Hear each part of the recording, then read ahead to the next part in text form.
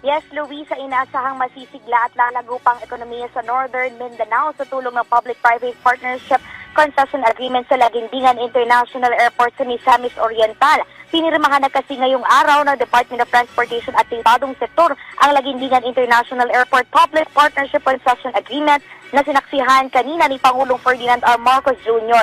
Ibinigay sa appointees infra-capital ang pagpapataas ng antas ng operasyon at pangangalaga sa paliparan sa loob ng 30 taon. Target gawing moderno at pagbutihin ang serbisyo at itaas ang kapasidad ng paliparan.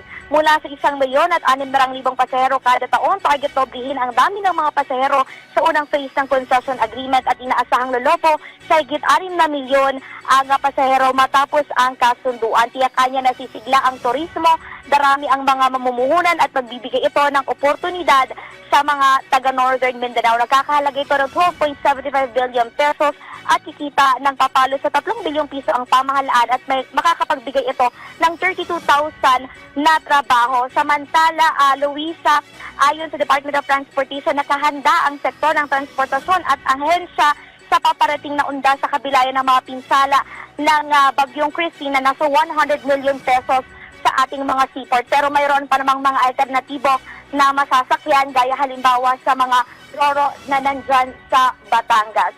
Yan na muna ang latest. Balik sa iyo, Luisa. Maraming salamat, Clazel Pardillo.